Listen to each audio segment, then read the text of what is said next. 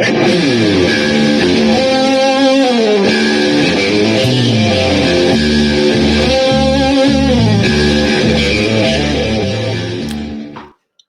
you doing, folks? It's Mitch from Hardntentions YouTube channel. Welcome to all the Hardntentions Nation. What's happening? You know, I was out in the hobby shop today. That's kind of what my shop is. It's a hobby shop. I showed you guys my shop. And since then, I got a table saw and a bandsaw from my shop. Thanks to Devin. Shout out to Devin. He helped me out getting the saw. And so the shop's coming together. But I was out there, you know, I got some pallet wood from pallets in my old job. I'd see a pallet with a decent piece of wood on it. I'd cut it off with a skill saw and bring it home. So I'll show you that in a minute. But it got me tripping on prison, man. And you know, who brought me up in prison and you know, really the favor that they did me. I mean, more than a favor. I mean, they blessed me, you know. And I was thinking about, you know, TD and all these guys have been to trial recently and all that shit and all these gangsters, you know. A lot of guys started off in Preston. If you watch these YouTube videos, they give the history of certain guys, you know, most evil prisoner in the world. Yeah, right. You know, not from the people I hear tell stories about them, you know. But, I mean, I got a friend in a motorcycle club, man. He's an older man, and he's been writing, and he used to write TD letters and send him packages until they locked him away where he couldn't get that stuff from the outside world. My friend, you know, he's a little upset about that. It hurt his feelings, man, because he liked the guy. So, and he's a decent guy. And I mean, decent guys don't like guys that are evil pieces of shit. They like decent other guys that are decent stand-up motherfuckers, you know. So those videos that say the evilest guy in the world and all that shit, don't believe them. But, you know, those guys went through youth authority, Preston, you know, on to prison. And like in the 50s, man. And then some of them in the 60s. And then my friend Danny Dog, you know, he was in Tracy, I think in 60-something, you know, when I was still just maybe going to kindergarten, you know. And then some of these guys that got, you know, convicted recently on this RICO shit. One of them was in San Quentin. He had left Preston before I got there, and guys that were there were writing letters to him in San Quentin. So he was like their mentor. You know, their aspirations were to go to San Quentin, to be part of that crew in San Quentin. And for me, you know, I seen the motorcycle magazines that did the bike shows in San Quentin. So those guys were raised up with the gangster mentality. People that school them were gangsters. And, you know, prison gangsters, street gangsters. I mean, they took the shit to the street. Once they signed up, man, they were all about it, you know. You know, growing up meant going to a bigger prison. They got that part right in one of the videos, you know. And so I went to Preston. You know, and some of my friends that I know now were in Tracy when I was at Preston, and the guys that I was in Preston with, their brothers and friends were in Tracy, and they were sending photographs back and forth. So I was seeing photographs of guys that I would later meet in prison, and they were seeing photographs of me with other guys in group photographs, never knowing they were going to meet me, you know. My friend that's got cancer, Mickey, young Mick, #1. We love you, brother. And we rode up there, did a round trip, 1,300 miles to go see him. He's dying of cancer, but you know, he went to prison when he was 16 and did 45 years, you know. And so, and he brought that up in a text, you know, he goes, you know, brother, I knew you before I knew you, you know. And he was seeing photographs from Preston, and I was seeing photographs from Tracy, you know. And so he was brought up by the same kind of guys that brought me up, you know, biker dudes that were about the shit. they were good dudes. So some guys from Preston that weren't Preston with me, Benny Teal and some other guys, they went to prison and they hooked up with prison gang shit and ended up dropping out. Some of them, but like I say, some of them were under that Rico shit. One of them, but he was there before me. So what I'm saying is like how you programmed in prison was based on, the guys who brought you up in prison. So if you're lame, and I'm not down, if you're just like a regular Joe, I don't want to say lame, you're a regular Joe, you got caught up in some bullshit, you got a case, maybe you killed your fucking wife's lover, whatever, you beat up your boss, here you are in prison. Those guys would get jobs. They would get schooled by the regs, like the regular Joes, Hey, we got a job over here for you in PIA, and you can make some money and stay off the yard and stay out of trouble. And them guys would shower, do that. They had a routine that kept them away from, the nefarious activities. More power to them. They're smart. And then the gangster motherfuckers, they looked up to the gangster motherfuckers. I mean, they had knives and they were strutting around the yard and they had jobs where they could be on the yard driving iron and getting big and yoked up and in the business and, who's got what and what's going on. And that was their deal, And so, some of them didn't make it out of prison. Some of them died in there. Some got picked up new life sentences while they were in there. I mean, who you hook up with determines the rest of your life, really, especially when you have a life sentence. And so when I met my friend that lives close to me now, and then my cellie, Dirty Dennis, Dirty Dennis Lima. The guys tell me stories about prison, and like Dennis got busted in 1970 or 71. He was in Soledad. And I remember him telling me stories, man, about, I got to remember pills were a big thing back then.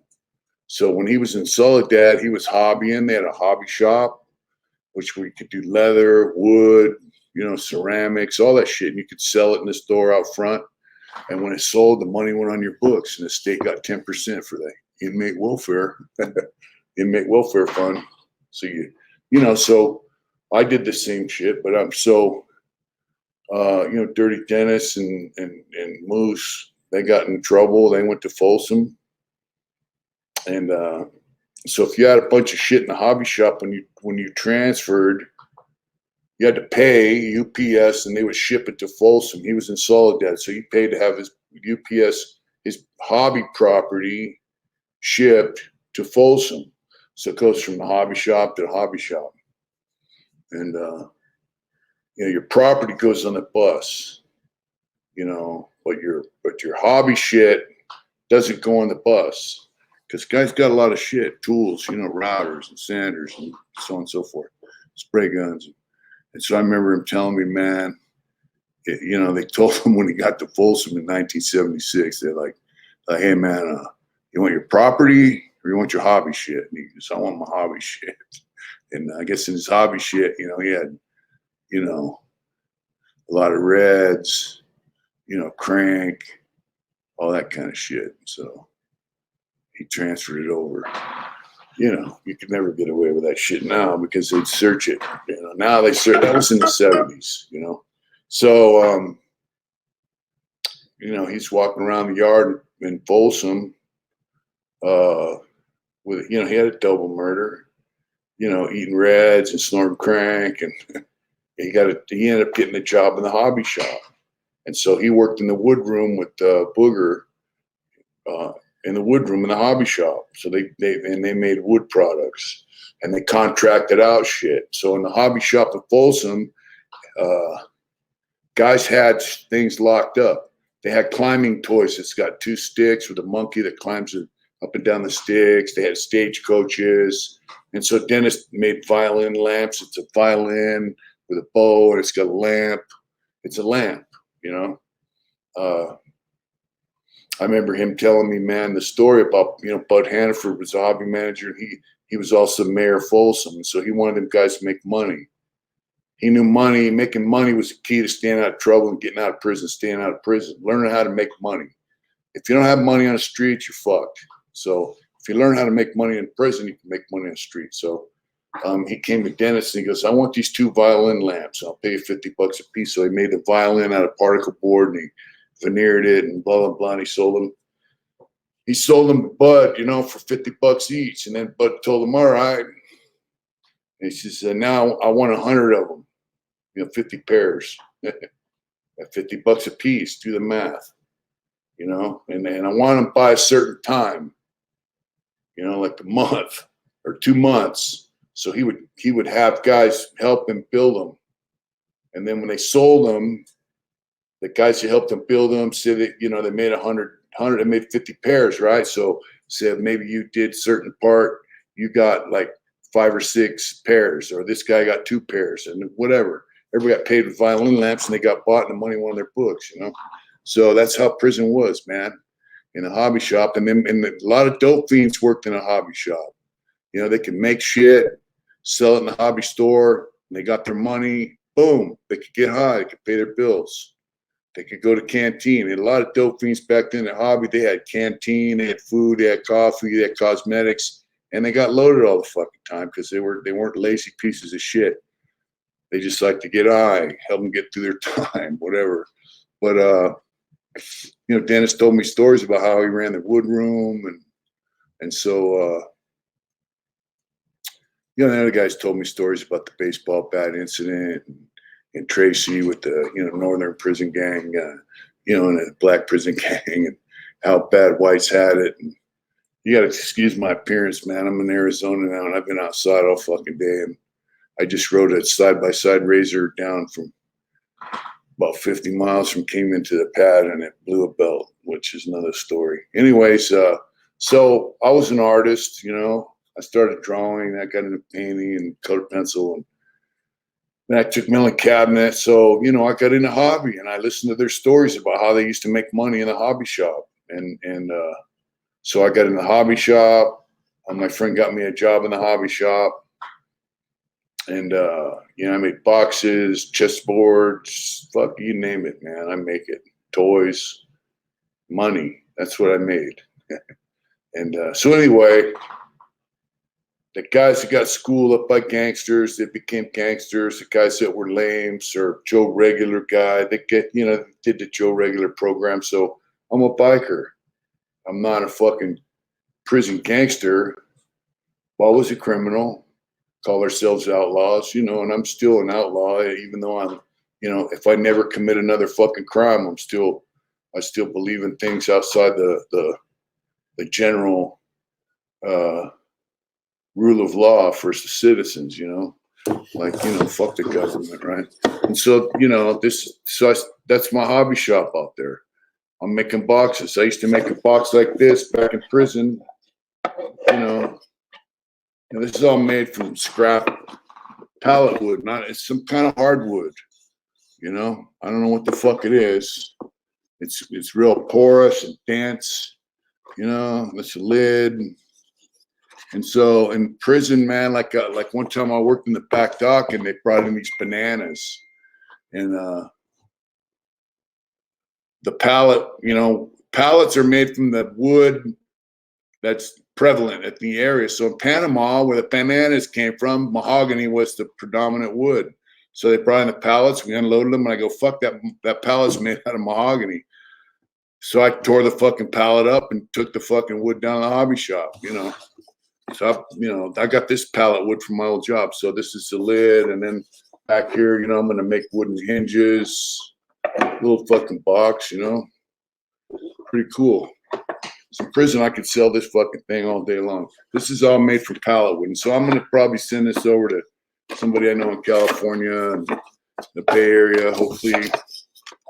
And they'll be like, oh, that's recycled wood, repurposed shit. But the hippie fucks are into all that shit, And so this is a box that I sent my mom.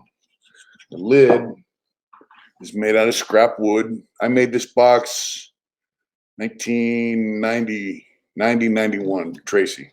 This right here's the stop. So when the lid opens, boom, it stops. But she broke the fucking hinge. The hinge right here is broken. See, whoop. But she gave it to me before she died. And she goes, see, this is the same type of box. This box is made out of scrap wood, the whole fucking box. You know? I made the lid and then I ran it through a sander at work, the surface sander. So I'm not gonna fix it up, but then the inside's lined with black velvet. Let's see if we get the can't really see the inside. It's got little, let's see, right here. It's got little ring slots and shit. It's black, so you can't see it. But that, I made that fucking box back in 91. I'm just gonna let it sit the way it is. It's kind of a memento. But I used to sell these fucking boxes all day long. I make 2 or 3 boxes, then I make some airplanes, then I make some Jeeps, back and forth, So that's what I got. I got a hobby shop. And, the reason I got a hobby shop here at my house out in the free world is because the guys that raised me up in prison taught me how to hobby in prison and taught me how to be a fucking man. You ever see Be a Man Mafia? Yeah, be a man. Yeah. Well, they taught us how to be men because for some reason they saw something in us that they liked, and so or they saw something that they didn't want us, like, hey, that guy could go down that road, and they didn't want us to go down that road. So, but this right here, I'm not going to get rich off it, but I enjoy doing it. It's a trip. So I'll be selling these boxes eventually. I'd like to find a high-end gift shop and start making humidors similar to this. Humidors that I see, they're just square fucking boxes lined with cedar. I want to make fancy ones, like this, only bigger, to hold cigars, If you see in the corner there, this little whoop, that's a key, piece of wood and slot. You cut a slot in the corner of the frame. Put a piece of wood in there to strengthen it, Yeah, so that's the deal, man. If you're out here in the world, you're going to act like how you were schooled and how you were raised up. And so, I was raised up by a piece of shit stepdad who didn't teach me shit except how to fucking, deal with his fucking ass whoopings when they came and then finally stand up to him in the end. So, the guys that taught me the most were in the joint. But if you're out here in the world, you don't need to go to the joint to get schooled. If you got someone that loves you and they're telling you how to do things out here they're telling you how to do things for your future, listen to them. The guys that told me shit, man, I'm doing what they told me way back then, So, and the guys that were schooled up by gangsters, bro, they're still doing gangster shit whether they want to or not. And even the guys that checked in, they're still in there because they were doing gangster shit at one time. They might have checked in, but at one time they did some fucking sick ass shit, and so they're in there paying for it. So don't pay for some fucking bullshit because you got schooled by the wrong guy. Reap the benefits of education from the right guy. And you got to recognize who that right guy is. It's not the guy who's doing illegal activity like he has a license. Just remember that. Okay? It's the guy who's cautious, leery, quiet, has a positive mental attitude, positive, my friend up in Richmond always tells me, PMA. Yeah. You know what I'm saying? So be careful who you roll with, man, and be careful who you listen to, especially if you're a youngster, because who you listen to now is going to dictate where you're at in the future. Get out there and do it hard and don't take no bullshit. Thank you.